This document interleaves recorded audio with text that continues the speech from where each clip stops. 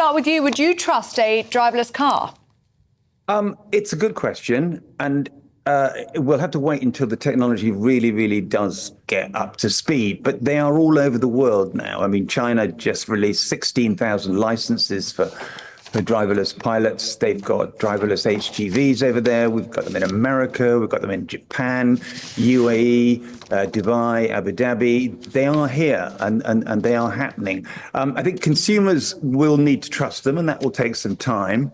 But the biggest bounty of driverless cars is that the thousands of lives they will save, because technically they will be better than humans at driving.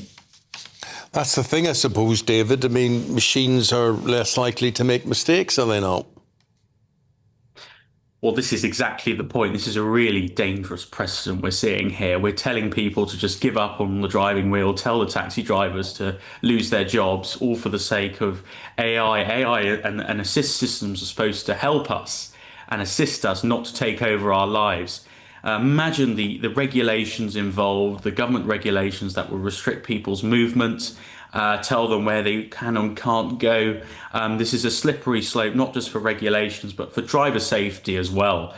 Let people have the joy of driving, the road trips, the taxi drivers that assist us to where we need to go, instead of letting this frankly ridiculous direction go forward.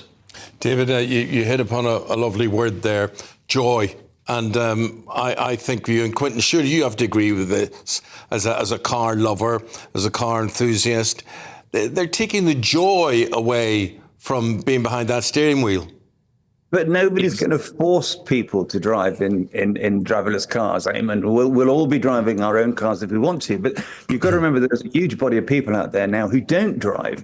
Younger people aren't learning to drive. Older people get intimidated by the roads. And for them, this is a really important thing. And look, we mustn't stop the march of technology because we think it erodes our freedom. This will create lots more jobs and lots more economic activity. And that really, really important critical issue about saving lives is why we need to develop this technology like other countries, because if we don't, we get left behind.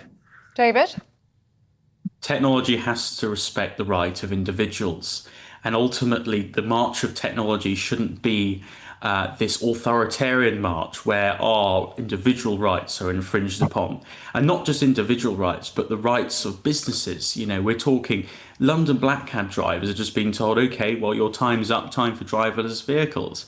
This is going to affect our culture. It's going to affect our rights. And like I say, it's the joy of driving. Let's keep it.